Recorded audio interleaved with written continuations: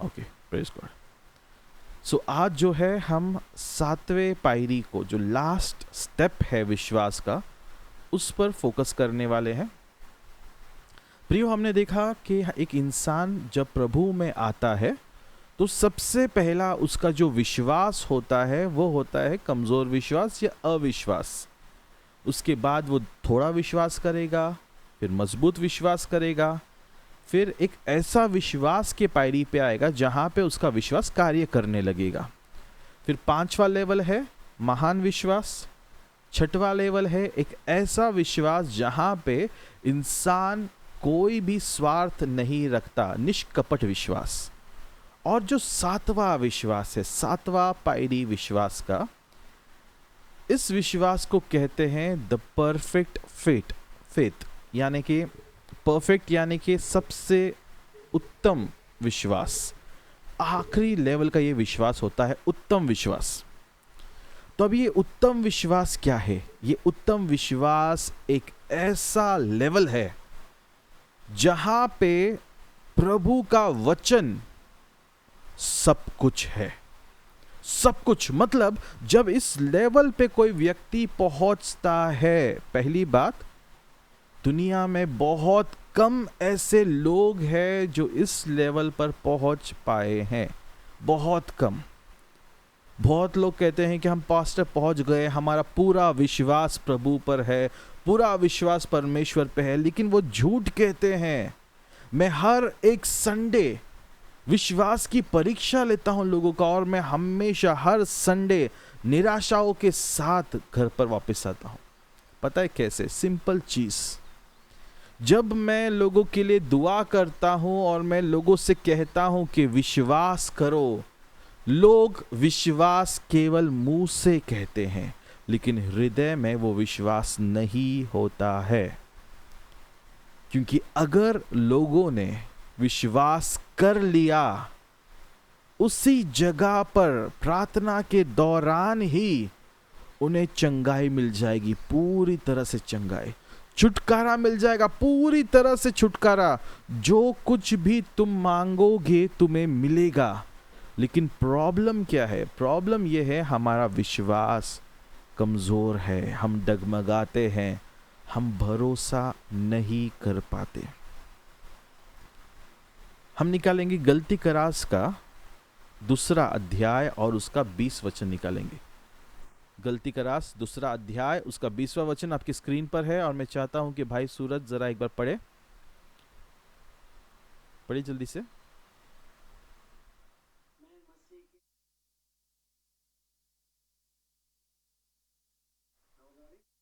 Yes, पढ़ो आगे।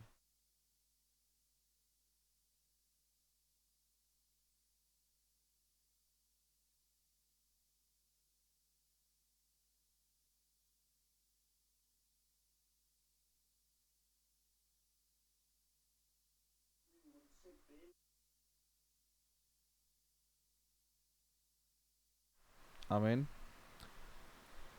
अगर हमने इस वचन को गौर से देखा प्रियो, तो ये वचन कहता है कि अब मैं जीवित नहीं हूं, मैं मर चुका हूं। ध्यान से सुनेगा, विश्वास का पायरी क्या है। अब मैं जीवित नहीं हूं, अब मैं मर चुका हूं। मैंने अपने आप को, अपने पुराने मनुष्य को उस क्रूस पर टांग दिया है, लेकिन अब मेरे शरीर में कौन जीवित है? मेरे शरीर में परमेश्वर यीशु मसीह जिंदा है। अब पास्टर ये क्या है? पास्टर ये वचन हमको समझ नहीं आया। ध्यान से सुनेगा प्रियो, जब भी कोई व्यक्ति यीशु मसीह पर विश्वास करता है और यीशु मसीह को अपना उद्धारकर्ता मानता है, तो वो ये कबूली करता है कि मेरा पुराना मनुष्य मर चुका है। फर्स्ट कंडीशन, मेरा पुराना मनुष्य मर चुका है। सेकंड कंडीशन, मेरे अंदर अब यीशु मसीह जीवित है, वो जीते हैं। मेरा शरीर अब यीशु का मंदिर है। और तीसरा, मैं इस दुनिया के लिए कुछ नहीं, मैं इस दुनिया का कोई लेना देना नहीं है। ठीक है, अब ध्यान से इस पॉइंट को डिकोड करते हैं। यदि आपने बाइबल क्लासेस अटेंड किए होंगे, आप में से जितनों का बपतिस्मा हुआ है, बाइबल क्लासेस ने बपतिस्मा जितनों का हुआ है, बपतिस्मा के क्लासेस में एक मेन टॉपिक होता है बपतिस्मा कैसे लिया जाता है। बपतिस्मा लेने का तरीका क्या है? पहला चीज, हमें पानी के अंदर डूबना है, सर से पानी जाना जरूरी है। दूसरा, पानी से बाहर निकलना जरूरी है। ये दो कार्यों को हम क्यों करते हैं? दो कार्यों का मकसद क्या है? पहला मकसद, जब आप पानी में डूबते हो, जब आपके सर के ऊपर से पानी जाता है, इसका मतलब हम ये दर्शाते हैं कि हम मर चुके हैं, अब मैं नहीं रहा। सर से पानी जाना यानी इंसान का मृत्यु हो गया। दूसरी बात, पानी से बाहर निकलना जरूरी क्यों है? पानी से बाहर निकलना जरूरी है इसलिए है ताकि जब आप पानी के बाहर निकलोगे, आप में परमेश्वर एक नया जीवन लाता है। इसका मतलब पुराना सब कुछ क्लियर हो गया, मर चुका, अब प्रभु सब कुछ नया बना रहा है, सब कुछ नया कर रहा है। आमीन। एक सेकेंड, ये क्या सेटिंग हो रहा है? ब्रदर विजय सिंह, प्लीज अपने जो आप प्रेजेंटेशन दे रहे हो उसे बंद कीजिएगा प्लीज। ओके, फोकस हम वचनों पे करेंगे। यहाँ पे मैं आप सबसे रिक्वेस्ट करना चाहता हूँ, अभी भी बहुत लोगों ने अपने कैमरास बंद कर दिए हैं, प्लीज़ कैमरास को ऑन किया जाए। ज्योति सहाने, जितने भी है कैमरास को ऑन किया जाए प्लीज़। और साथ ही साथ एक और चीज़ कीजिएगा, जो मेरा स्क्रीन आपको दिख रहा है, स्क्रीन के जब आप स्क्रीन पर आप आओगे तो आपको 3 डॉट दिखेंगे, उस 3 डॉट पर क्लिक कीजिएगा। क्लिक करने के बाद आपको वहाँ पे पिन ऑप्शन आएगा, पिन ऑप्शन पे क्लिक कीजिए और फिर फुल स्क्रीन पर क्लिक कीजिएगा। आपको मेरे वीडियोस जो है वो फुल स्क्रीन पर दिखाई देने लगेंगे। ठीक है, वचनों पर आते हैं फिर से। हमें बपतिस्मा के दौरान मरना बहुत ज़रूरी है। मरना क्यों ज़रूरी है? जब भी कोई बीज कोई व्यक्ति बोता है, याद रखिएगा, जब भी हम किसी भी चीज़ के बीज को बोते हैं तो सबसे पहला चीज़ जो बीज के साथ होता है वो है मरना। बीज को मरना पड़ता है। क्या बीज को अगर मैं ज़मीन के ऊपर रखूं तो वो फल देगा? नहीं देगा। उसे ज़मीन के अंदर जाना ज़रूरी है और उस पर मिट्टी डालना ज़रूरी है। मिट्टी हम किस चीज़ पे डालते हैं? जो मर चुका है। अब मिट्टी के नीचे क्या हो रहा है? मिट्टी के नीचे जो बीज बोया गया है, सबसे पहला वो बीज मरता है और उस बीज के अंदर से एक नया झाड़ उगता है जो उस मिट्टी को चीरते हुए ज़मीन के बाहर निकलता है और एक नया पेड़ बनता है। उसी प्रकार जब भी हम यीशु मसीह को हमारे हृदय में स्वीकारते हैं, यीशु मसीह जो है उस बीज के समान हमारे हृदय में आकर हमारे पापी मनुष्य को मार देता है। आपको पता है परमेश्वर ने अपना बेटा क्यों भेजा? सबसे पहला कंडीशन, परमेश्वर ने अपना बेटा क्यों भेजा? परमेश्वर ने अपना बेटा इसीलिए भेजा ताकि पापी जो है वो पश्चाताप कर पाए, पापी जो है वो बदलावट को पा सके। बहुत आसान है पाप करना, लेकिन बहुत कठिन है एक पवित्र जीवन जीना। बहुत कठिन प्रियो, बहुत ध्यान से सुनिएगा इस बात को। आज हमारे लिए पाप क्या है? हमारे लिए पाप बहुत छोटा चीज़ है। हम आसानी से चुटकी बजाकर हम पापों में गिर सकते हैं, लेकिन क्या आप चुटकी बजाकर पवित्र जीवन में शिफ्ट हो सकते हैं? बिल्कुल नहीं। यदि आप में से किसी ने संडे का वचन नहीं देखा तो मैं उन्हें उत्साहित करना चाहूँगा कि यूट्यूब चैनल पे जाइएगा हमारे, वहाँ पर आपको देरी की आत्मा इसके बारे में एक आपको वचन मिलेगा। उस वचन को ज़रूर से देखिएगा, तब आपको समझ में आएगा कि शैतान पाप पर फोकस क्यों करता है। शैतान का मेन हथियार है पाप, क्योंकि हमारे जीवन से आशीष चुराने के लिए उसे पाप का सहारा लेना पड़ता है। और जब भी हम खुद के इच्छा से पाप करते हैं, हम अपने आशीषों को टाल देते हैं, देरी करवाते हैं। जो कुछ भी मेरे जीवन में जल्द होना है, उससे मैं देरी करवाता हूं जब मैं पाप का जीवन जीता हूं। क्या आपने नोटिस किया कि जब हम 50 दिन के उपवास में थे, आपके जीवन में बहुत सारे चमत्कार होंगे। इस 50 दिन के उपवास में, 20 दिन के उपवास में बहुत सारे प्रार्थनाओं का आपको जवाब मिलने लगता है, परिस्थितियां बदलने लगती है। ऐसा क्या है इस उपवास के जीवन में जो आप नॉर्मल डेज में नहीं पा पाते? बहुत सिंपल लॉजिक है, और वो लॉजिक है एक पवित्र जीवन। जब आप उपवास में जीते हो, आप पवित्रता में जीते हो। आप जानबूझकर पाप नहीं करते, क्योंकि आपको उपवास को खंडित नहीं करना है, उपवास को तोड़ना नहीं है, और ना ही परमेश्वर को दुख पहुंचाना है। लेकिन जैसे ही उपवास के दिन खत्म हो जाते हैं, मानो जैसे जो शैतान इतने समय तक अंदर छुप कर बैठा था, अब वो एक धमाके के साथ बाहर निकलेगा। जो गंदगियों को हमने छुपाए रखा था, कपड़ों से ढक कर रखा था, वो सभी गंदगियां जो है वो टूट कर बाहर आ जाती है, और हम जो पाप है उससे डबल तेजी से करते हैं। ये है मनुष्य की सच्चाई। प्रभु क्या चाहते हैं? प्रभु का अपेक्षा आपसे क्या है? प्रभु चाहते हैं कि आपके अंदर आप खत्म हो जाए, मेरे अंदर से सनी खत्म हो जाए, और मेरे अंदर परमेश्वर जाग उठे। बहुत सिंपल चीज है। इसका मतलब क्या है, मैं आपको समझाने की कोशिश करता हूं। जब मेरे अंदर मैं मर चुका हूं, एक मुर्दा व्यक्ति को क्या नाम की जरूरत है? क्या दौलत की जरूरत है? क्या शोहरत की जरूरत है? या अपने आप को बड़ाई बताने की जरूरत है? बिल्कुल नहीं। एक मुर्दा व्यक्ति जब मर जाता है, उसका नाम, दौलत, शोहरत सब कुछ उस पॉइंट पर खत्म। अब वो व्यक्ति का अस्तित्व नहीं। कुछ उसी प्रकार परमेश्वर चाहते हैं कि हमारे जीवन में भी हम पापों के लिए मर जाए, हम दुनियादारी के लिए मर जाए, हम हर वो शैतान की चीजें जो हमें प्रभु से दूर करती है, उन चीजों के लिए मर जाए, और एक नया आजादी भरा जीवन पाए, जहां पे हम नहीं लेकिन परमेश्वर हमारे अंदर जीवित हो, जहां पे हम नहीं लेकिन वो यीशु मसीह हमारे साथ जीता रहे।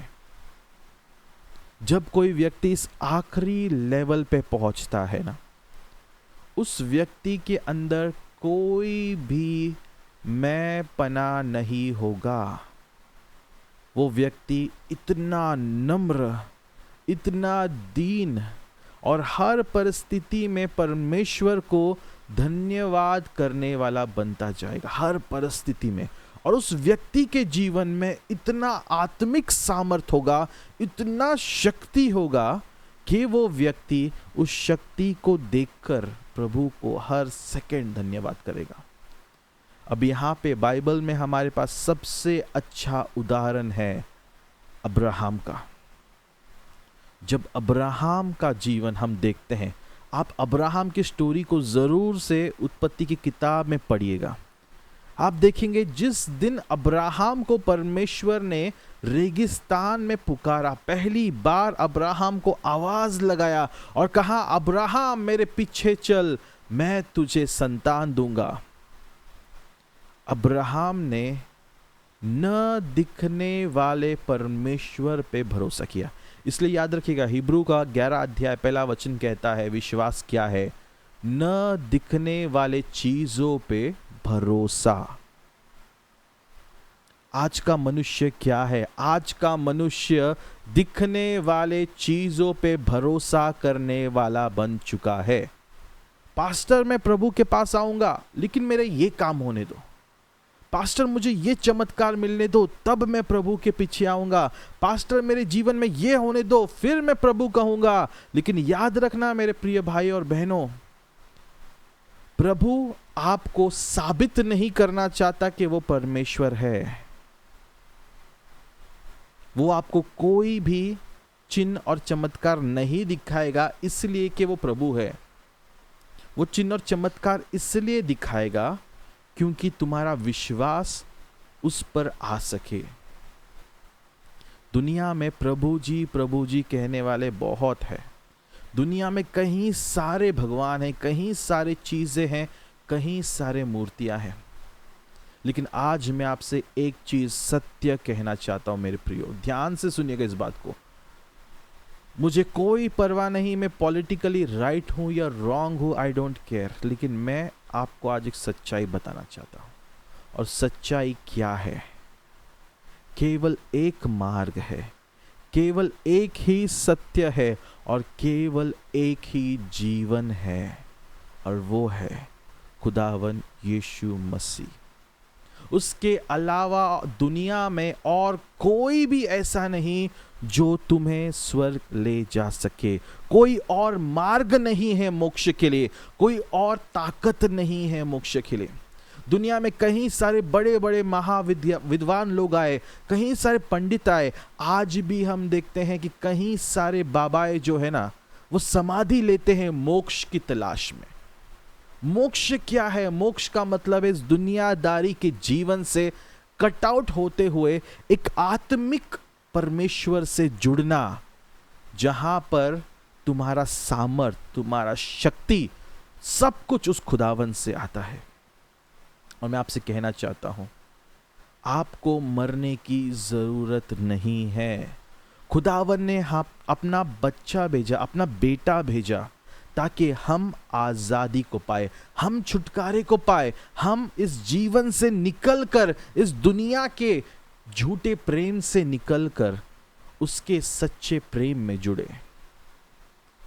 कहीं सारे वीडियोस मैं आपको दिखाना चाहता हूं, लेकिन एक दो दिन तक मैं जरा वेट करूंगा ताकि जो टेक्निकल इशू से क्लियर हो जाए। प्रियो, आज का दुनिया मतलबी बन चुका है। रिसेंटली मैंने केस देखा जहां पे एक माँ ने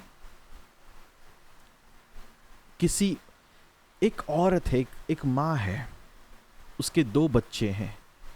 वो औरत किसी और औरत से, उसकी एक बेस्ट फ्रेंड थी, उसके साथ वो व्यभिचार करती थी। ये दोनों औरतें अपने ही घर में गंदे काम करते थे। और एक दोपहर को जो उनका बच्चा था, जो बेटा था, जो 7 साल का था, वो स्कूल से आ गया और इस माँ ने उस औरत के साथ, जिसे वो अपना बेस्ट फ्रेंड कहती थी, वो हमेशा उनके घर में आती जाती रहती थी। तो ये 2 अपने बिस्तर पे गलत काम कर रहे थे और ये हवस में इतने डूब चुके थे कि इन्होंने ये भी ध्यान नहीं दिया कि दरवाज़ा खुला था। और जैसे ही बच्चा स्कूल से घर पे आया, उसने अपने माँ को इस गंदे कार्य को करते हुए देखा और वो सदमे में चला गया, चिड़चिड़ा बन गया। वो अपने माँ से बात करना छोड़ दिया। अब उसके माँ के हृदय में डर आ गया कि हो सकता है ये बच्चा ये बात उनके पति को या अपने अड़ोस पड़ोस में कह दे और बदनामी हो जाए। तो इस बदनामी से बचने के लिए वो माँ ने और उस औरत ने मिलकर उस बच्चे के सर पे जोरदार हथौड़े से या किसी धारदार चीज़ों से हमला किया। उस मासूम 7 साल के बच्चे का गला काट दिया। उस माँ ने खुद अपने पेट से जन्मे बच्चे का गला काट दिया, उससे खून से तड़पता हुआ छोड़ दिया। और फिर भी उसका मन के अंदर का वो घमंड या जो भी आप कहो, वो हैवानियत नहीं गया और उस माँ ने उस बच्चे के सर को जो है कुचल दिया। और वहां से माँ और वो औरत दोनों अलग चले गए। लेकिन जब उनकी छोटी बेटी स्कूल से आई, बेटी ने देखा कि भाई खून से लथपथ पड़ा है। उसने आवाज़ लगाया, पड़ोसी जमा हो गए। वो गली मोहल्ले में रहते थे। तो पुलिस ने जब वहाँ के सीसीटीवी कैमरा को छानबीन किया तो पता चला कि ये औरत लोग वहाँ से निकले और पुलिस ने इन्हें पकड़कर जब पूछताछ की। आपको पता है, जब हमारे पाप का घड़ा भर जाता है ना, तो छोटे छोटे चीज़ों से परमेश्वर जो दुष्ट है उनको बेनकाब करता है। पुलिस ने इन दोनों औरतों को एक कुत्ते के सहायता से पकड़ा। वही कुत्ता जो इनका घर का रखवाली करने के लिए इन्होंने अपने घर में बांधे रखा था, उस कुत्ते के द्वारा पुलिस ने पकड़ा। जब पुलिस ने तहकीकात की, सबसे पहला चीज पुलिस ने यह ध्यान दिया कि उस घर में एक कुत्ता है जो अनजान व्यक्ति को देखकर भौंकता है। लेकिन दोपहर को 2 से 4 के बीच में जब ये घटना हुई तब कुत्ता नहीं भौंका। जब अड़ोस पड़ोस से पूछताछ किया गया तो लोगों ने कहा हमने कुत्ते के भौंकने की आवाज़ नहीं सुनी, क्योंकि वो एक गली मोहल्ले में है, पास पास घर होते हैं। अगर कुत्ता भौंकेगा तो हम लोग ज़रूर बाहर जाके देखते थे, लेकिन कुत्ता भौंका नहीं। यहाँ से पुलिस को पता चला कि जो कोई भी दुष्ट था, जिस किसी ने भी ये भयंकर काम किया था, वो घर का ही कोई व्यक्ति है। और जब पुलिस लोगों ने जब सीसीटीवी कैमरा छानबीन किया तब उन्हें पता चला कि जिसे ये बच्चा अपनी अत्या कहता था या अपनी मौसी कहता था, जो भी उसका नाता था, वो औरत एक मास्क पहनकर उस रास्ते से गुजर रही थी। पुलिस ने उसे पकड़ा और जब उन्हें पीटा गया तब सब कुछ पर्दाफाश हुआ। सिर्फ सोच के देखिए प्रियो, हम किस प्रकार के दुनिया में जी रहे हैं। एक समय था माँ अपने बच्चे के लिए अपना जान कुर्बान करती थी। एक समय था माँ अपने बच्चे के लिए सब कुछ छोड़ सकती थी। लेकिन क्या आज का समय वो है? बिल्कुल नहीं। आज का समय है माँ और उसका बॉयफ्रेंड, माँ और उसकी गर्लफ्रेंड। ये दुनिया है, ये सच्चाई है। और जिस दिन ये चीजें भयंकर तरीके से बढ़ने लगेगी, जान लेना प्रभु का आना निकट है। दुनिया में प्रेम खत्म हो चुका है, दुनिया में दोस्ती खत्म हो चुकी है, दुनिया में सच्चाई खत्म हो चुका है। आज हम देखते हैं खुले आम जो है पॉलिटिशियंस जो है अपने आप को बेचने का, पैसों के लिए बिकने का काम करते हैं, खुले आम। एक समय था ये सब चीजें पर्दे के पीछे होती थी, लेकिन आज का समय है खुले आम सब कुछ हो रहा है, लेकिन लोग देखकर भी कुछ नहीं कर पा रहे हैं। अंतिम क्षणों में हम जी रहे प्रियो। इस समय में हमारा विश्वास बहुत मायने रखता है, बहुत ज्यादा मायने रखता है। जब मैं परमेश्वर के लिए मर जाऊं और मेरे शरीर में जब प्रभु जीने लगेगा, तब मैं अपने आप के लिए नहीं, अपने परिवार के लिए नहीं, लेकिन परमेश्वर के लिए जीने लगता हूं, परमेश्वर के लिए तड़पने लगता हूं। मेरा हर एक काम प्रभु को भाने वाला बनता है। जैसे कोई व्यक्ति प्यार में गिरने के बाद, कोई लड़का जब किसी अप्सरा के प्यार में गिर जाता है तो वो जो कुछ भी करता है वो अप्सरा को खुश करने के लिए होता है। कपड़ा भी पहनेगा तो वो तारीफ के लिए, अप्सरा जब तारीफ करेगी आज कितना सुंदर दिख रहा है, भले ही बंदर की तरह दिखता हो, फिर भी जब अप्सरा बोलते हैं अरे क्या सुंदर दिख रहा है, तो ये व्यक्ति 7वें आसमान पे पहुंच जाएगा। ये हम बन चुके हैं। ऐसा समय जब हम किसी और के लिए जी रहे हैं, ऐसे क्षणों में याद रखिएगा आपको केवल धोखा मिलने वाला है, सिर्फ धोखा। ये समय हमें अपने आप के लिए नहीं, लेकिन खुदावन यीशु मसीह के लिए जीना है। जैसे हम किसी व्यक्ति को प्रसन्न करने के लिए सब काम करते हैं, सिर्फ सोच के देखिए, यदि आप अपने जीवन को ऐसा जीने लगो जो प्रभु को भाने लगे, तो क्या आपके जीवन में परमेश्वर महिमा नहीं लाएगा? जरूर लाएगा। और यहां पे मैं एक इंपॉर्टेंट पॉइंट को बताकर आगे बढ़ना चाहता हूं। लोगों को एक बहुत बड़ा गलतफहमी है। आशीष क्या है? आशीष यानी कोई पैसे से तुलना नहीं हो सकता। आशीष का मतलब है तूफानों के बीच एक ऐसी शांति जो तुम्हें हौसला दे, सब ठीक होगा। खुद का परिवार बिखरा हुआ है, टूटा हुआ है, सब कुछ तबाह है, लेकिन इस दुख के घड़ी में भी जब तुम दूसरों का सहारा बनते हो, तब तुम आशीषित हो। आशीष पैसे नहीं होते प्रियो। आशीष यानी एक ऐसा व्यक्ति जिसके द्वारा 10 लोग उजियाले को पा सके। एक ऐसा व्यक्ति बनना जो इस पृथ्वी का, इस जगत की रोशनी बने, जिससे देखकर जो अंधकार में है वो उजियाले में आए, वो पश्चाताप करे और परमेश्वर में बढ़ने लगे। इसे कहते हैं आशीषित व्यक्ति। अगर आशीष की तुलना पैसों से हो तो याद रखना, दुनिया का सबसे आशीषित व्यक्ति तो अंबानी होना चाहिए या उससे बड़ा जो करोड़पति है वो होना चाहिए। लेकिन कभी आप एक बार इन करोड़पतियों के जीवन को देखो। एक चीज मैं आपको कहना चाहता हूं, हमें किसी के परिवार की टिप्पणी करने की अनुमति नहीं है, लेकिन जो ये अमीर लोग हैं ना, अमीर अंबानीज, आपको एक बात सुन के शौक होगा कि उनकी बीवी जो है, उनकी पत्नी जो है, वो अपने पति के साथ सिर्फ नाम के लिए रहती है।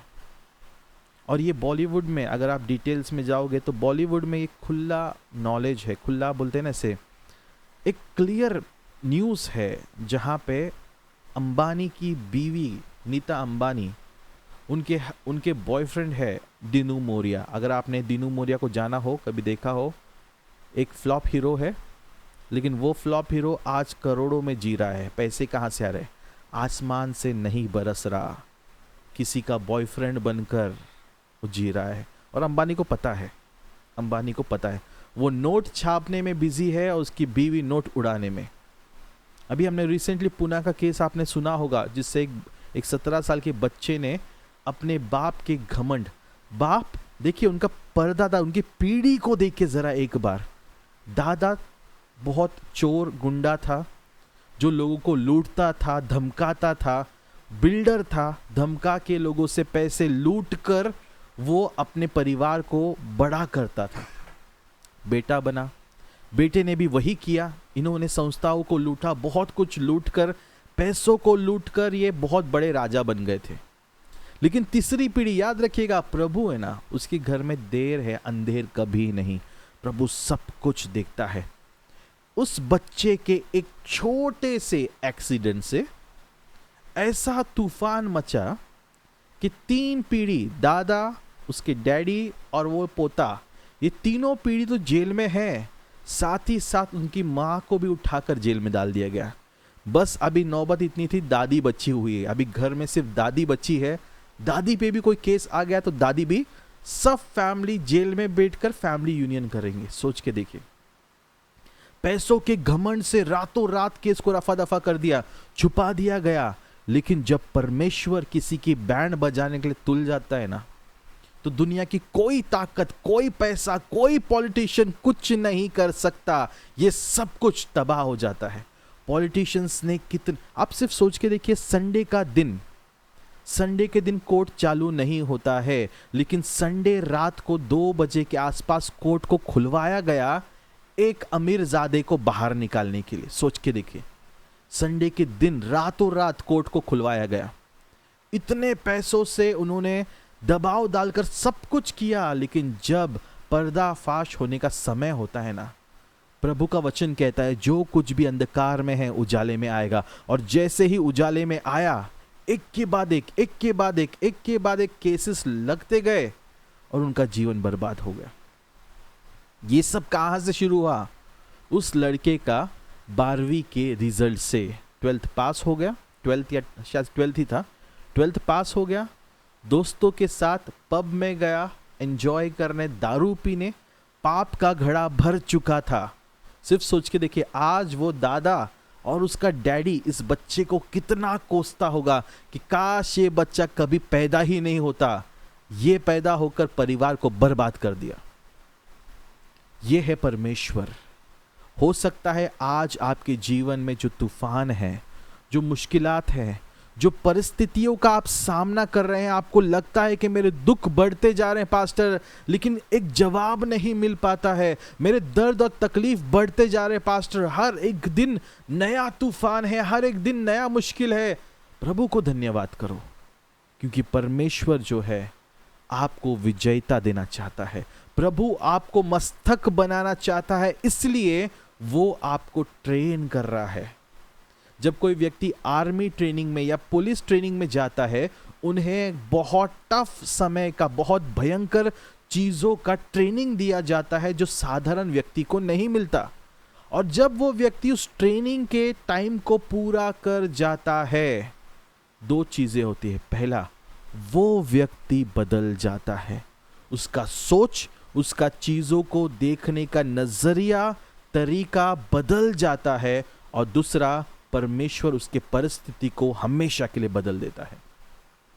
अब्राहम जब प्रभु के पास पहली बार आए थे, अब्राहम ने प्रभु पे संतान के लिए विश्वास किया, लेकिन परमेश्वर ने पूरे 25 साल लगाए। कितने? 25 साल लग गए अब्राहम को शून्य विश्वास से उठकर परफेक्ट विश्वास पे आने के लिए।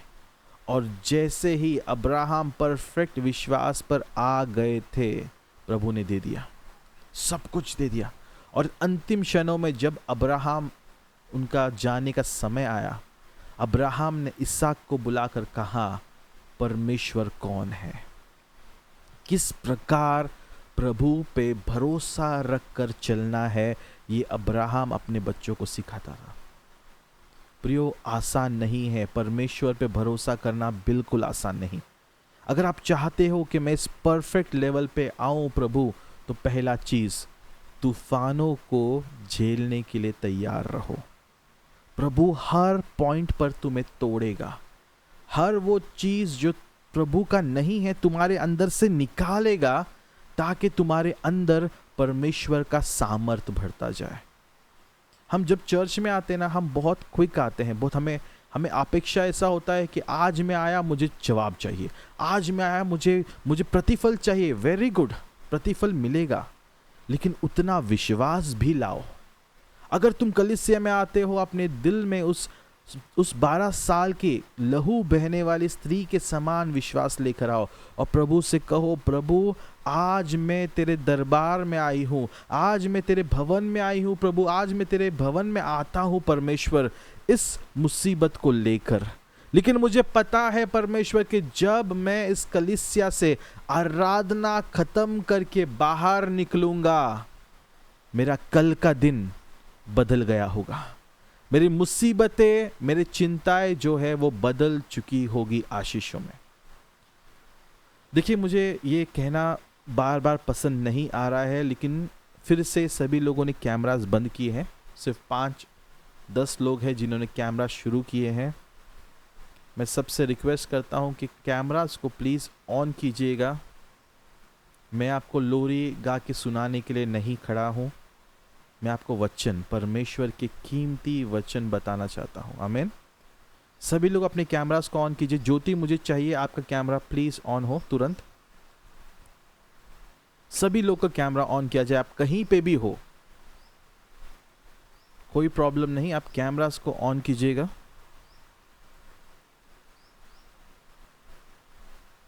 ठीक है, जल्दी कैमरास को ऑन कीजिए सभी लोग।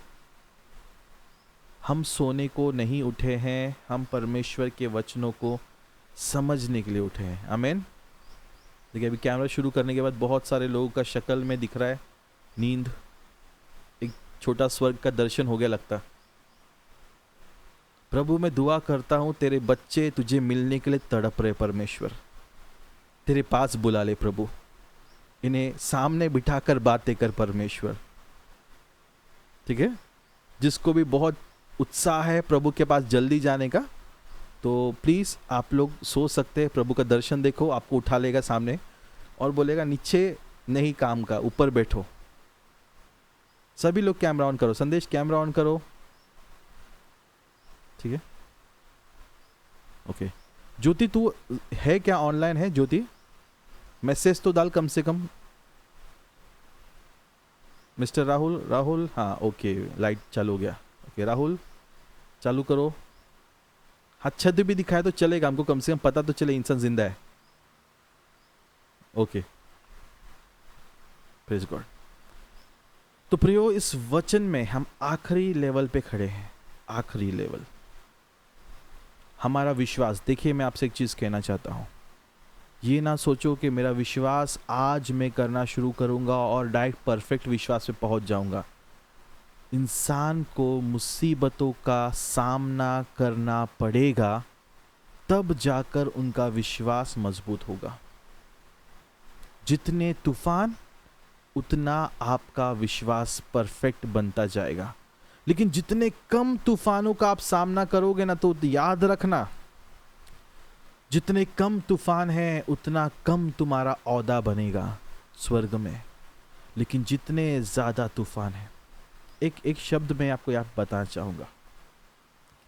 यदि आपके जीवन में ना आप ये शब्दों को कहते हो कि प्रभु मैं थक चुका हूं, मुझे नहीं जीना है, मुझे उठा ले परमेश्वर, आप खुद प्रभु को कहते हो मुझे उठा ले परमेश्वर, याद रखना तुम आगे बढ़ने वाले हो। तुम आगे बढ़ने वाले हो। जब तुम्हारी गलती न होते हुए, जब तुम्हें कोई चीजें चुभने लगती है, तुम थक जाते हो और कहते हो कि प्रभु कभी तक मुझे उठा ले परमेश्वर, तुम आगे जाने वाले हो। मोशे के साथ भी यही हुआ था। मोशे ने जब यहूदी लोगों को मिस्र से बाहर निकाला, वही यहूदियों ने मोशे का जीना हराम कर दिया। मतलब आपको पता है, हम सिर्फ स्टोरी में कुछ कुछ पॉइंट्स पढ़ते हैं, लेकिन जब मैं मोशे के जगह पे अपने आप को रखकर सोचता हूँ ना, भाई मैं 100 लोगों से परेशान हो जाता हूँ। मेरी कलीसिया में 100 लोग हैं, 100 लोग मुझे नर्क दिखा देते हैं। अब सिर्फ सोच के देखो, मोशे के पास 6 लाख लोग थे। कितने? वो भाई साहब के साथ क्या होता होगा? एक व्यक्ति और 6 लाख लोग। सिर्फ सोच के देखो, वो 6 लाख लोग, हर दिन भी अगर 10 लोगों ने उसका सर खाना शुरू किया ना, मोशे का पूरा जीवन निकल जाएगा उनके टेंशन्स को सॉल्व करने के लिए। और होता था हर एक दिन फालतू लफड़े, फालतू झगड़े। आज मेरे को खाना नहीं मिला, आज मेरे को मटन खाने का है। अरे तुमको रेगिस्तान से निकाला, गुलामी से निकाला, आज़ादी की रोटी खाओ, नहीं हमको मटन खाने का है। वहाँ हम लोग गुलाम थे, चलेगा, मारते थे चलेगा, थूकते थे चलेगा, लेकिन रात को तो हम लोग को वो लोग है ना मटन देते थे, और उसके साथ हम लोग को काकड़ी देते थे, उसके साथ हम लोग को क्या बोलते थे उसको, वाटरमेलन देते थे। हम वो खाते थे, हमको अच्छा लगा। अरे तुमको आज़ादी नहीं चाहिए, तुमको वो कचरा चाहिए खाने का। ऐसे लोग बन गए। चर्च में आते हैं, चर्च के लोग आज भी आप देखो, किसी भी कलीसिया में जाओ आपको ये प्रकार के लोग जरूर दिखेंगे। पास्टर चाहे कितना जी तोड़ मेहनत से जान निकाल निकाल के वचन सिखाए, आपको ऐसे लोग जरूर मिलेंगे चर्च में जो आकर सोएंगे। चाहे पास्टर कुछ भी बोले, चाहे पूरा धरती हिल जाए, पूरा परमेश्वर आके बैठे, हम सोएंगे। मानो जैसे कि चैलेंज करने को आते, नहीं तो मैं तो सोने ही वाला है, आज क्या कर सकते हो पास्टर करो, आपके दम, आप कितना ताकत है आपके पास लगा लो, मैं तो सोऊंगा पक्का। कितना भी पावरफुल वचन सिखाओ, मैं तो दर्शन लेके आऊंगा कंफर्म। कुछ लोग चर्च में आते हैं, वचन से कोई दूर दूर तक ना आता नहीं है। जब वचन सिखाएंगे घड़ी, हाँ टाइम अभी 1 घंटा और झेलना पड़ेगा, मन में बैठ के सोचेंगे हाँ अभी क्या करती होगी मेरी अप्सरा, अभी ये क्या करता होगा वो। चर्च में बैठकर शारीरिक तरीके से प्रेजेंट है, मन कहाँ पे? आसमान में। ऐसे प्रकार के जीवन जिएंगे और सोचते हैं कि हम स्वर्ग जाएंगे। जब यीशु मसीह आएगा बादलों पर, वो मेरे को पहला उठाएगा। प्रभु जरूर उठाएगा। याद रखना, प्रभु 2 चीजों को उठाने वाला है। पहला जिसे स्वर्ग ले जाना है, और दूसरा जिसे जलाना है, जिसे नरक में फेंकना है। अब प्रभु आपको किस तरीके से उठाएगा, क्यों उठाएगा, आपको पता नहीं है। आप बोलोगे प्रभु मेरे को स्वर्ग ले जा रहा है, प्रभु उठाएगा और सीधा नरक में फेंक देगा। बोले जा।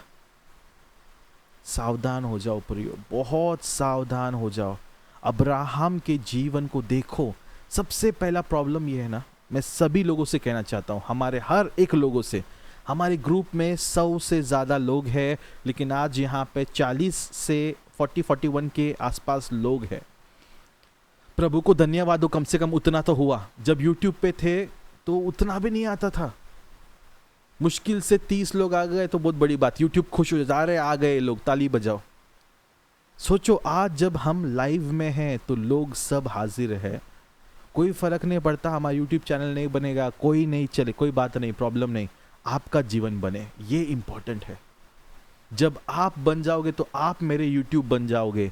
10 से अब हम 39-40 लोग हैं, 40 जब यूट्यूब के चैनल्स बना दूंगा मैं, और ये चैनल्स बाहर निकल के प्रभु का राज दूसरों को दिखाएंगे, तो सोचो कितना बड़ा काम होगा। नहीं मांगता यूट्यूब, छोड़ दो यूट्यूब को। यूट्यूब में क्या मिलेगा? कुछ नहीं। यहां पे आपका जीवन बदल रहा है, ये इंपॉर्टेंट है। प्रॉब्लम पता है आपको क्या है? लोग बाइबल नहीं पढ़ते, लोग खोजते नहीं हैं। अब्राहम का जीवन जब आप मनन करोगे, मनन करने के लिए ना पहला बाइबल पता होना चाहिए। जब आपको बाइबल की स्टोरी आप पता है तब आप मनन कर पाओगे। और अगर आप में से किसी को पाप से बचना है, ध्यान से सुनना, पाप से बचने का सबसे इंपॉर्टेंट तरीका है मेडिटेशन। मेडिटेशन में क्या करना है? जो वचन आपने पढ़ा है उसे दिमाग में घुमाओ, उसे दिमाग में घुमाते रहो, घुमाते रहो, घुमाते रहो। और जब आप उसे दिमाग में घुमाते रहोगे, घुमाते रहोगे, घुमाते रहोगे, आपके दिमाग में जो भी कचरा शैतान ने डाला है वो बाहर निकलता जाएगा। करके देखो एक बार। किसी के खिलाफ नफरत है, किसी के खिलाफ षड्यंत्र है, बाइबल पढ़ना शुरू करो, बाइबल पढ़ो और दिमाग में रखो। और मैंने ना एक चीज़, एक भाई से मैंने एक गवाही सुनी, ध्यान से सुनना। एक चर्च है मुंबई का, मैंने रिसेंटली उनकी गवाही सुनी। वो चर्च का जब 10वीं का रिजल्ट लगा तो उनके चर्च में जो टॉपर्स थे ना, उनका मार्क्स था 96, 94, 91 और 87। अब जब मैंने ये चीज़ को सुना, मैंने उन्हें कॉन्ग्रेचुलेट किया कि आपके चर्च के लोग इतने बड़े मार्क्स लेकर आए, बहुत बड़ी बात है, अच्छी बात है, खुशी की बात है। लेकिन पता है बाद में क्या पता चला? जो उनके चर्च का संडे स्कूल लेता है ना, जो व्यक्ति उनके चर्च का संडे स्कूल चलाता है, उस व्यक्ति ने एक चीज़ बताया। उस व्यक्ति ने कहा हमारे चर्च में एक भी बच्चा भोंदू नहीं है, एक भी बच्चा डब्बू नहीं है कि जो पढ़ाई नहीं कर पाता। हमारे चर्च का हर एक बच्चा, चाहे छोटा हो या बड़ा हो, वो पढ़ाई में बहुत अच्छा है। अब मैंने कहा ये कैसा हो सकता है? ऐसा पॉसिबल नहीं, ऐसा मुमकिन नहीं। तो उस व्यक्ति ने एक बहुत सुंदर चीज़ बताया जिसने मेरे दिल को छू लिया। उसने कहा कि पास्टर, हम संडे स्कूल पर फोकस करते हैं, संडे स्कूल के लिए हम स्पेशल टीचर्स को रखते हैं, और बच्चों को, छोटे बच्चों से लेकर बड़ों तक को, हर एक व्यक्ति को हम बाइबल के वचन को बाय हार्ट करना सिखाते। हर हफ्ते एक वचन सिखाएंगे उन्हें, नेक्स्ट वीक आने के बाद उन्हें पूछेंगे उस वचन को, और यदि बच्चा नहीं बोल पाएगा तो उसे हम पनिशमेंट देंगे, और यदि वो बोलेगा तो उसे हम चॉकलेट देंगे। ऐसा करते करते जब बच्चे परमेश्वर के वचन को अपने दिमाग में स्टोर करना शुरू करते हैं, तो उनके दिमाग में जो दुनियादारी का कचरा था वो बाहर निकलते जाता है और परमेश्वर के वचन से भरने लगता है। और इसके द्वारा क्या हो रहा है? इसके द्वारा उनका मेमोरी पावर बढ़ रहा है, इसके द्वारा उनके सोचने का, उनके ध्यान में रखने का, उस चीज़ों को याद करके बोलने का ताकत बढ़ते जा रहा है। और इसी कारण से हमारे चर्च के हर एक बच्चे जो है पढ़ाई लिखाई में अच्छे हो रहे हैं। सिर्फ सोच के देखो, कितना सिंपल चीज़ है लेकिन कितना पावरफुल ये हथियार बन गया है, कितना पावरफुल। और जब इस चीज़ को मैंने सुना तो मेरे लिए सच में संडे स्कूल एक बहुत प्रायोरिटी बन गया। लेकिन हमारे पास जगह नहीं होने के कारण, उनके चर्च की तरह हमारे पास जगह नहीं है कि हम अलग से बच्चों को कहाँ भेज सके, संडे स्कूल करवा सके। लेकिन कुछ महीनों में जो है प्रभु ये सपना भी पूरा कर देगा, संडे स्कूल भी शुरू होगा और हमारे बच्चे संडे स्कूल में पढ़कर टॉपर बनेंगे, हर एक बच्चे टॉपर बनेंगे। जितने भी माँ बाप चाहते हैं ना कि मेरे बच्चे टॉप लेवल पर आए, पढ़ लिख कर अच्छे बने, अपने बच्चों के दिमाग में परमेश्वर के वचनों को बोना शुरू करो। परमेश्वर के वचन उन्हें बाय हार्ट करना सिखाओ, उस पर मेडिटेट करना सिखाओ।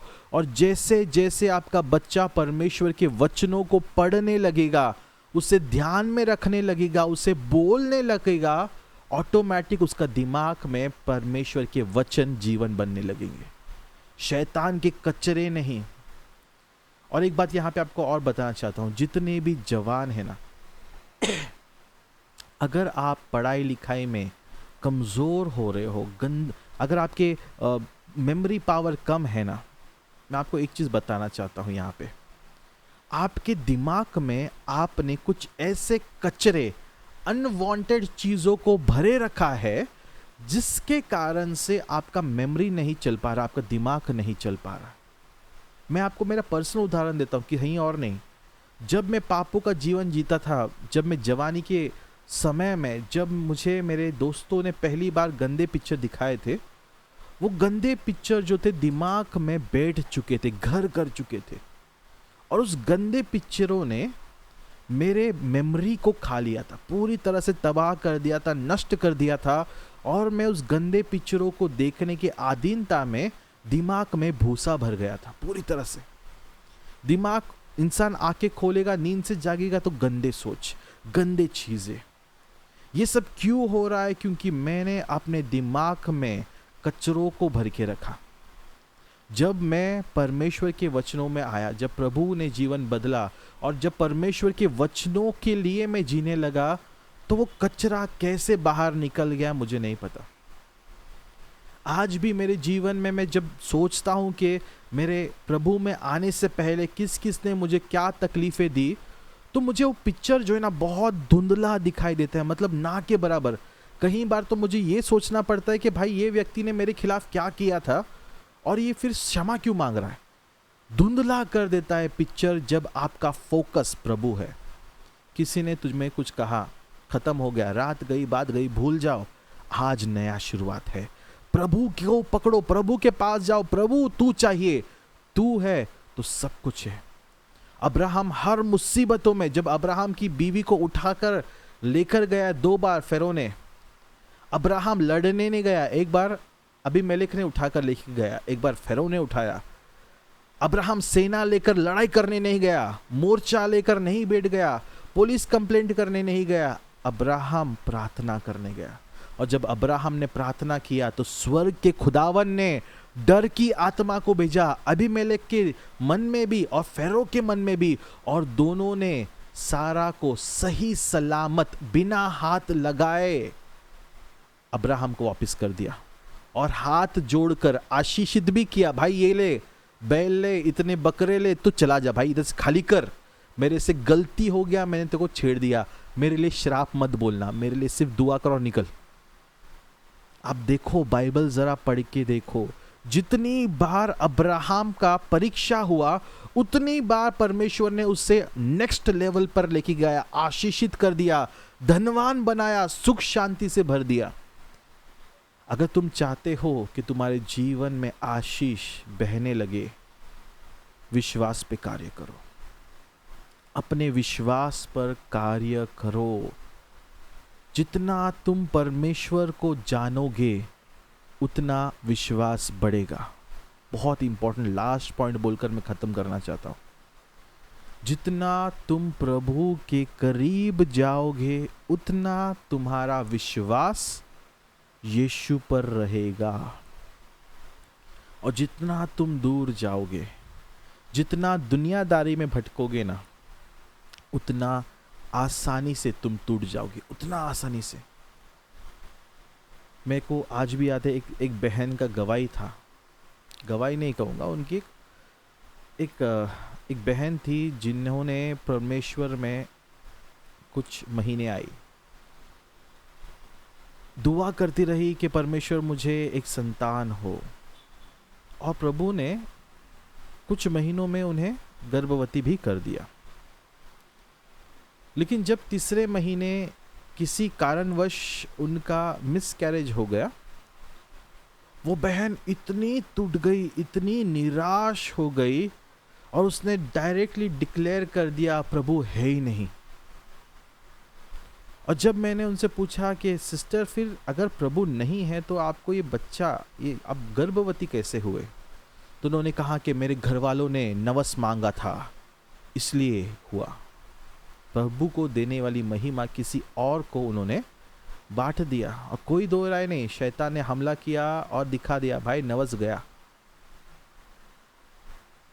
प्रॉब्लम ये है कि हम परमेश्वर को हल्के में लेते हैं। आज सिर्फ एक बात सोच के देखो, क्या प्रभु आपके दिल में सच में है? क्या आप सच में परमेश्वर से प्यार करते हो? क्या आप सच में प्रभु का भय मानते हो? और अगर आपको लगता है हमारा जवाब हाँ है पास्टर, मैं तो भय मानता हूँ, मैं बहुत डरता हूँ प्रभु से, ओ बाप रे प्रभु बहुत डर लगता है, तो याद रखना आप झूठ बोल रहे हो। क्योंकि डर दिखता नहीं, डर आप जीते हो। अगर आप प्रभु में डर में जियोगे, पाप नहीं करोगे, पाप का सोच से बचोगे। और यदि किसी भी प्रकार से, क्योंकि हम इंसान हैं ना, हम टूट जाते हैं।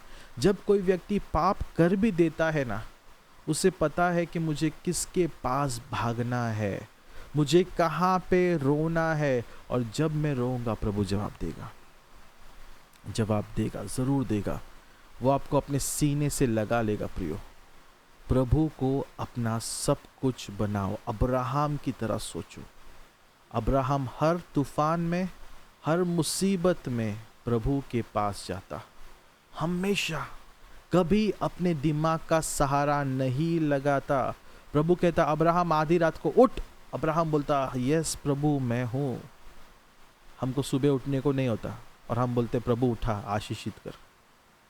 फिर भी मैं प्रभु को धन्यवाद करता हूँ कि 6 बजे तो 6 बजे कम से कम लोग जुड़ रहे हैं। प्रियो, आपको परमेश्वर को समय देना सीखना होगा। आमीन। जितना आप प्रभु को समय दोगे, उतना विश्वास मजबूत बनेगा। और एक इंपॉर्टेंट पॉइंट सुनो, ध्यान से सुनना। ये मत सोचो कि तुम्हारी परीक्षा नहीं होगी। एक ऐसा समय आएगा जब तुम परीक्षाओं से बाहर निकल जाओगे, लेकिन तुम्हारा परिवार अभी भी बाकी है। तुम्हारे लोग, तुम्हारे बच्चे, तुम्हारे संतान, तुम्हारे आने वाले पीढ़ी का परीक्षा होना बाकी है। मैंने कई सारे ऐसे सिस्टर्स को देखा है, ऐसे भाइयों को देखा है जो बहुत प्रभु में पावरफुल है, लेकिन उनकी जीवन की कमजोरी होती है उनके संतान। पास्टर बेनी हिन के सबसे बड़ी बेटी जेसिका, जब वो जवान हुई, देखिए पास्टर्स के बच्चे ना बचपन से प्रभु के साथ चलते हैं, बचपन से चर्च आते हैं, बचपन से उन्हें प्रभु का सब कुछ पता होता है। लेकिन इसका ये कोई मतलब नहीं कि वो बचाए जाएंगे, बिल्कुल नहीं। जो पास्टर बेनी हिन का सबसे बड़ी बेटी जेसिका, जब वो जवानी की उम्र में आई, तो उसने भी वो सब पाप किए जो एक जवान अधर्मी व्यक्ति करता है। सब पाप, ड्रग्स से लेकर, दारू से लेकर, बॉयफ्रेंड से लेकर, सब कुछ। और आपको अमेरिका का कल्चर पता है कि जब कोई बच्चा जवान हो जाता है, वो अपने माँ बाप का घर छोड़कर अलग से घर लेकर रहते हैं, बॉयफ्रेंड के साथ, XYZ जो भी है, वो अपने पैरों पर खड़े होने की कोशिश करते हैं। जेसिका ने भी वो सब कुछ किया, सब कुछ। पास्टर बेनिंग कहते थे कि मैं दुआ करता था कि प्रभु मेरी बेटी को बचा, क्योंकि उस पॉइंट ऑफ टाइम पे उनकी बेटी उनके बातों को सुनना छोड़ चुकी थी।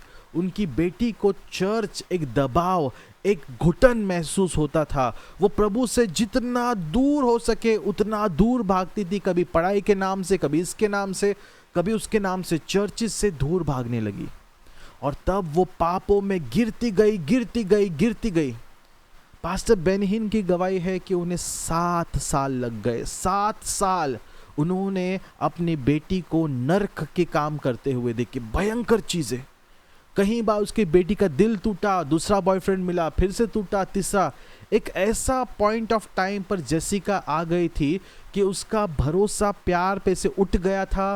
वो नशे की अधीन हो गई थी, दारू लेती थी, ड्रग्स लेती थी, और हर रात किसी और व्यक्ति के साथ सोती थी और गंदे गंदे काम करती थी। और ये सब कुछ हो रहा था पास्टर के चर्चेस के लोग देखते हुए। अभी आप सोच के देखो, प्रभु का इतना बड़ा दास और उसकी बेटी इतने गंदे काम कर रही है, उसका नाम क्या होगा दुनिया में।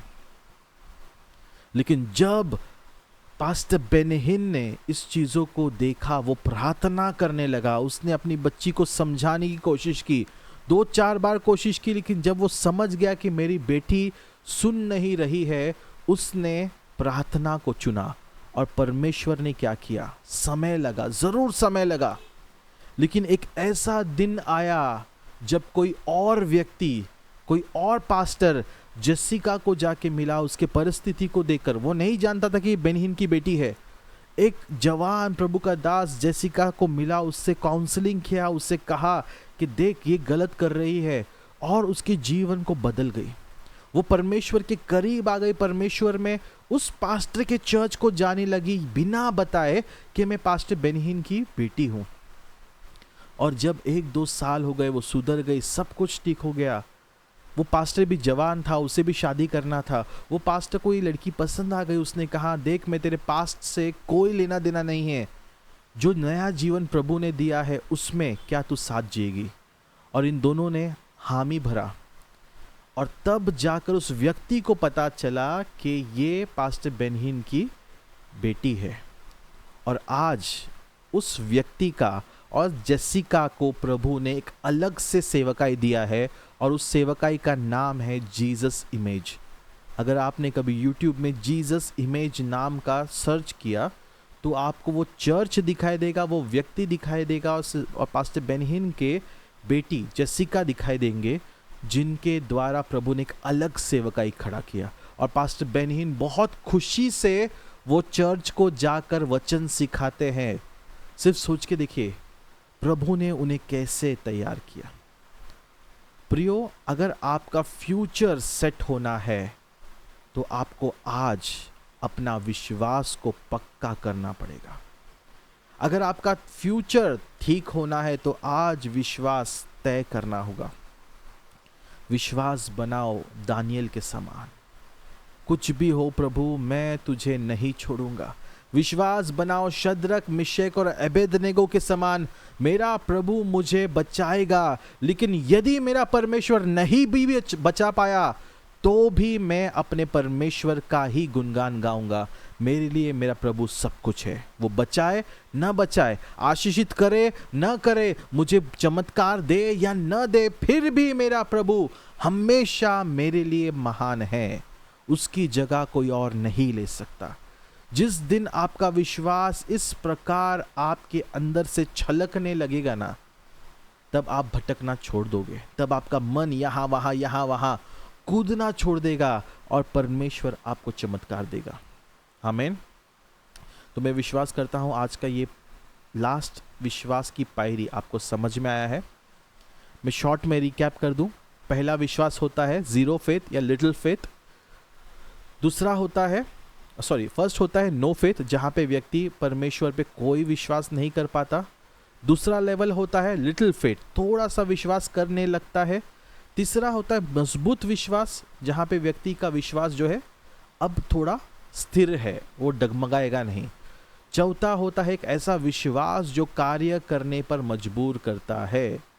जैसे कि फॉर एग्जाम्पल हम कहते हैं दान दशवांश देना, ये वही व्यक्ति कर पाएगा जो विश्वास को कार्य में लाना जानता है। वही व्यक्ति, गरीबों को मदद करना है, विधवाओं को मदद करना है, ये वही व्यक्ति कर पाएगा जो विश्वास को कार्य में लाना जानता हो, उसके अलावा कोई और नहीं। पांचवा पॉइंट होता है महान विश्वास, जहां पे व्यक्ति प्रभु पे फोकस करना शुरू करता है। छठवां पॉइंट होता है निष्कपट विश्वास, एक ऐसा विश्वास जहां पे मुझे अपनी बड़ाई नहीं चाहिए, अपनी वाहवाही नहीं चाहिए, मैं नम्र हूं। प्रभु तूने किया, जो भी किया वो तूने किया।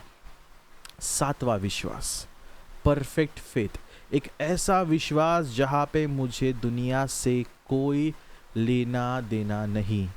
और यहां पे एक इंपॉर्टेंट पॉइंट मैं भूल गया आपको बताने।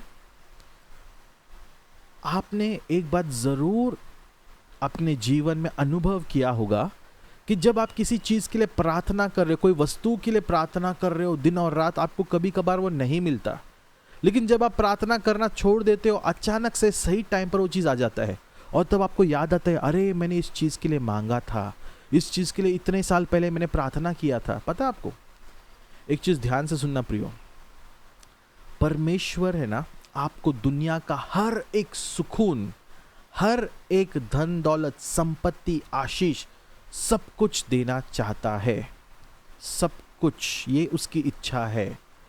लेकिन प्रभु किसको देगा? प्रभु उसी को देगा जो वो चीजों के पीछे नहीं भाग रहा, जो लालची नहीं है, जो बंगले पर बंगला बांधना नहीं चाहता, जो चाहता है प्रभु मेरे को आज का दिन दिखाया काफी है, आज की रोटी मुझे दे, सुकून का नींद दे, आमेन, थैंक यू जीसस। ये व्यक्ति को परमेश्वर आगे बढ़ाएगा। प्रभु नए नए चीजें तुम्हें, ऐसे ऐसे चीजें देगा जो दुनिया में नहीं, किसी के पास नहीं, ऐसे ऐसी चीजें प्रभु तुम्हारे पास मुहैया करवाएगा। कब? जब तुम परमेश्वर के दिल को खुश करना जान जाओगे, जब तुम उसके लिए, प्रभु के लिए जीना शुरू करोगे, अपने वस्तुओं के लिए, अपने चीजों के लिए नहीं। इस लास्ट पायरी पर इंसान अपने आप के लिए नहीं जीता, ये प्रभु के लिए जीता है। अपने ज़रूरतों के लिए नहीं, प्रभु के ज़रूरतों के लिए जीता है। ऐसे व्यक्ति को परमेश्वर आशीषित करेगा। मुझसे एक बहन ने पूछा कि पास्टर क्या ज़रूरत पड़ा है आपको हर एक सरदर्द अपने सर पे लेने के लिए? क्या ज़रूरत पड़ा है कि आप बिना वजह के चर्चिस की टेंशन को सर पे लेते हो? आपको पता है एक चीज़, चर्च का हेड मैं हूँ। चर्च एक परिवार है और उस परिवार का हेड प्रभु ने मुझे रखा है, और जो कुछ भी चर्च पे आएगा तो उसका सामना करने वाला सबसे पहला व्यक्ति मुझे बनना होगा, मुझे बनना होगा। चाहे कोई मदद करे या न करे, चाहे कोई सहायता आए या न आए, मुझे वो काम करना ही होगा। चाहे उसके लिए मैं डूब जाऊं या कुछ भी हो जाए, वो सब कुछ करना ही होगा, क्योंकि कलीसिया मेरे परमेश्वर का है। आज लोग नहीं समझ पाएंगे, लेकिन एक ऐसा दिन जरूर आएगा जब हर दर्द का, हर तकलीफ जो तुम सहते हो, लोग उसका वैल्यू करेंगे, जान पाएंगे, और वो लोग तब आपको कभी नहीं छोड़ेंगे, वो आपके साथ मरते दम तक रहेंगे। और प्रियो, आप जो कुछ भी प्रभु के लिए कर रहे हो व्यर्थ नहीं जाएगा।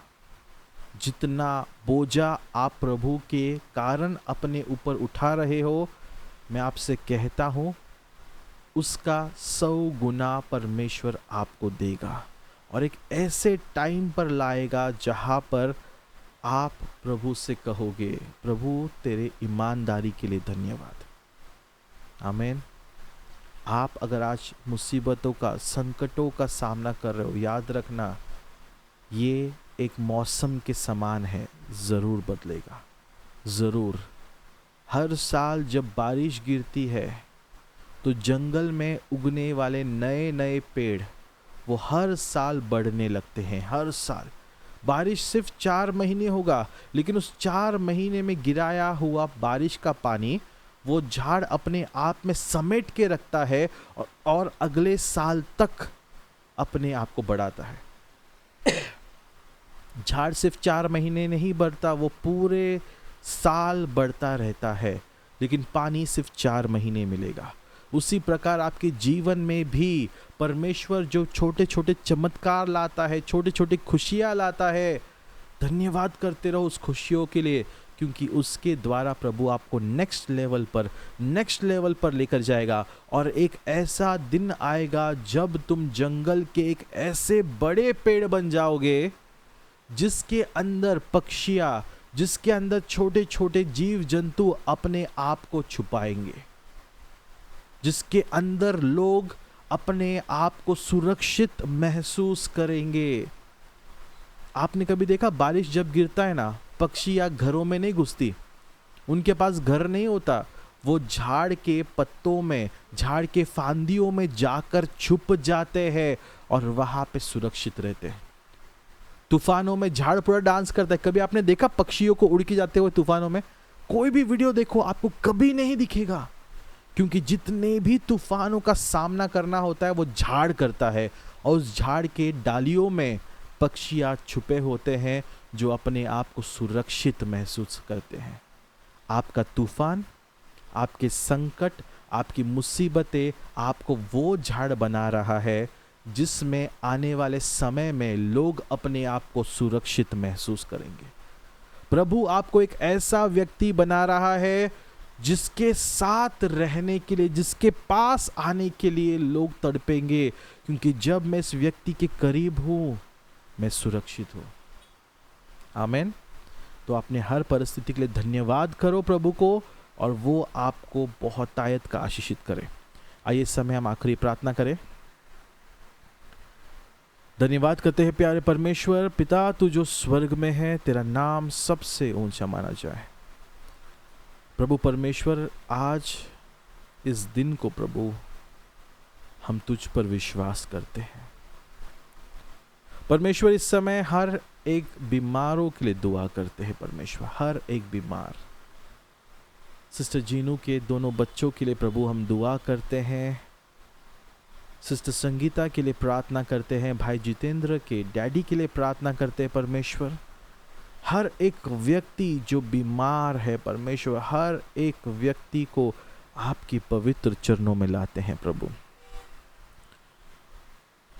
भाई जॉयचंद्र के भाई के लिए हम दुआ करते हैं प्रभु परमेश्वर, जो इस समय उसी प्रकार के शैतानी बंधनों में फंसा हुआ है, जो इस समय कमजोर होते जा रहा है प्रभु। हर वो व्यक्ति जो आज बीमार है,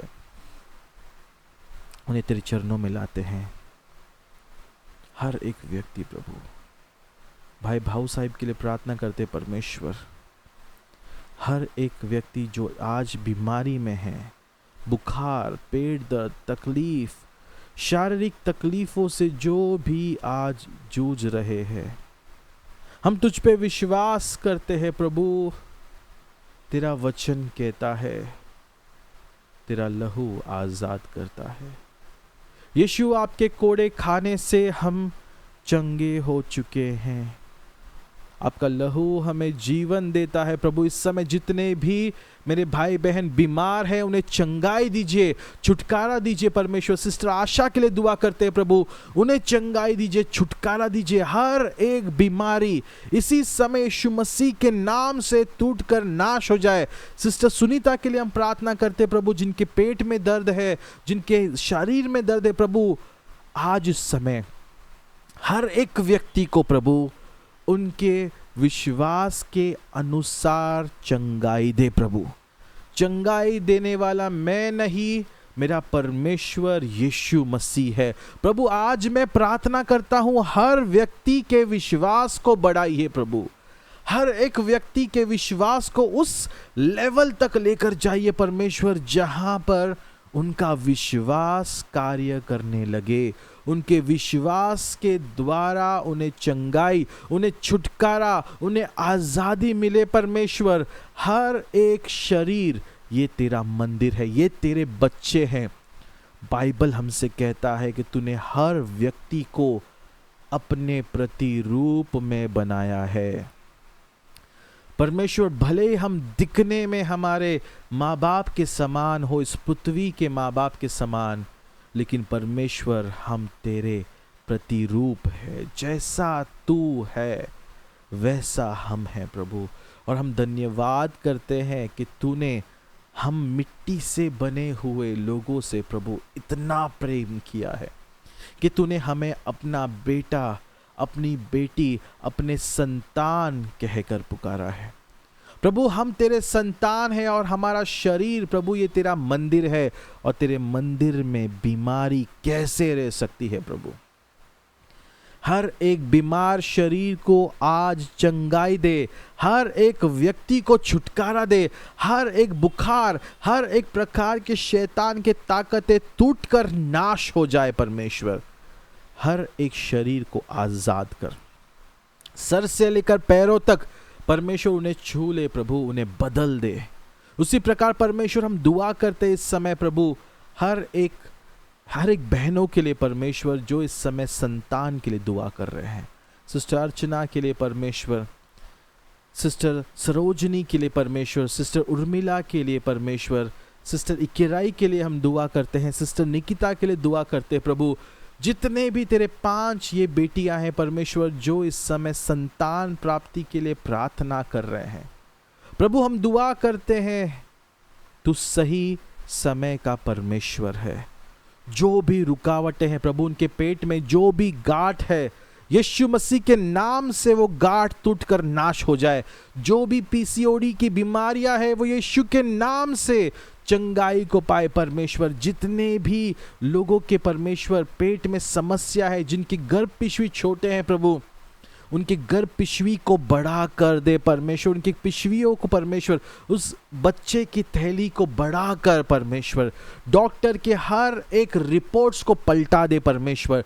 डॉक्टर के हर एक शब्द को पलटा दे परमेश्वर। और तेरे बच्चों को प्रभु, तेरे बेटियों को वो संतान दे, और डॉक्टर्स को दिखा दे कि तू आज भी जीवित परमेश्वर है, जो चंगाई करने की ताकत रखता है प्रभु।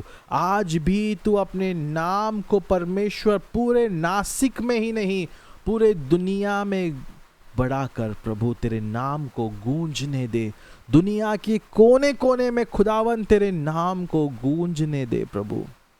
उसी प्रकार प्रभु हम सब एक मन होकर हर जॉब करने वाले, बिजनेस करने वालों के लिए दुआ करते हैं।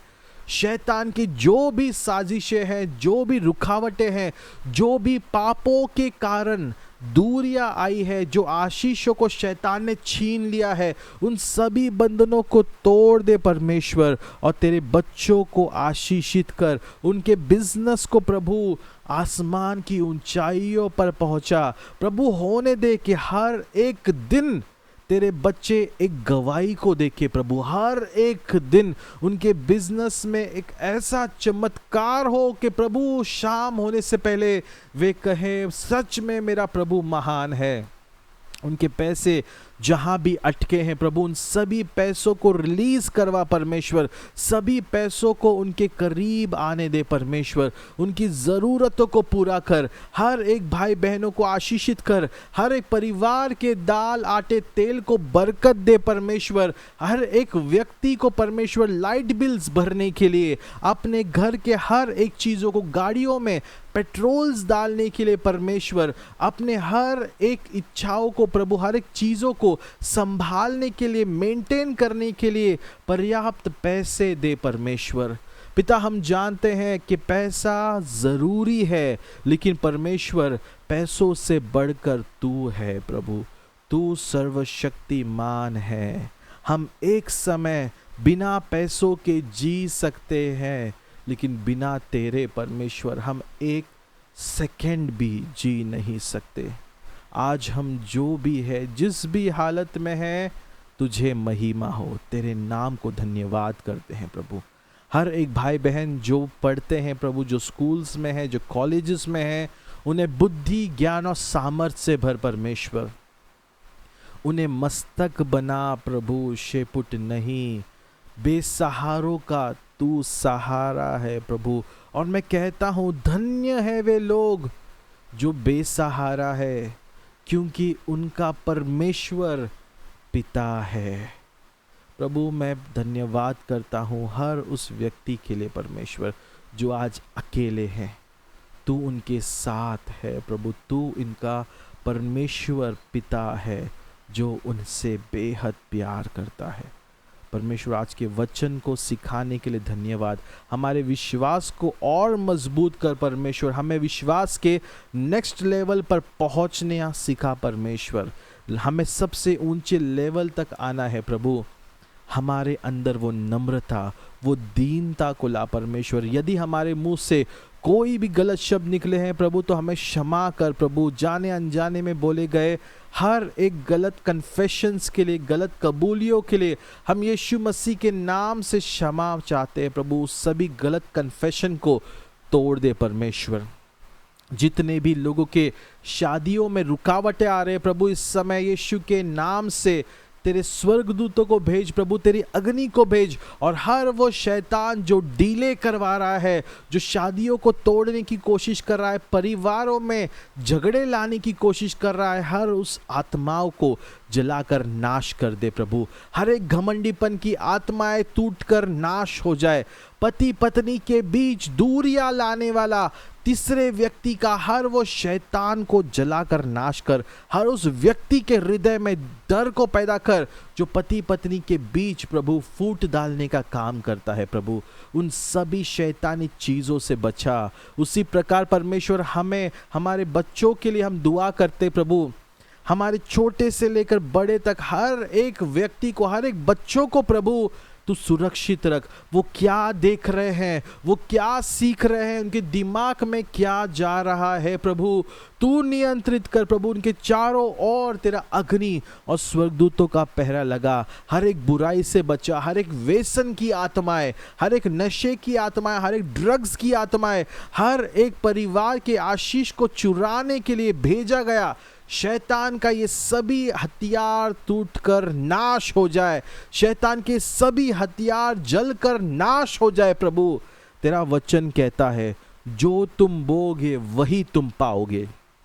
प्रभु इस समय हम दुआ करते हैं परमेश्वर, हमारे हर एक व्यक्ति पर तेरा सामर्थ्य है। यदि हमने कोई गलत काम किए हैं परमेश्वर, जिसका प्रतिफल हमारे बच्चों को भुगतना हो रहा है प्रभु, तो आज इसी समय यीशु मसीह के नाम से वो सभी शैतानी ताकतें टूटकर जल जाए। प्रभु शैतान के द्वारा किया गया हर एक वाचा टूटकर नाश हो जाए। परमेश्वर हमें आजाद कीजिए प्रभु।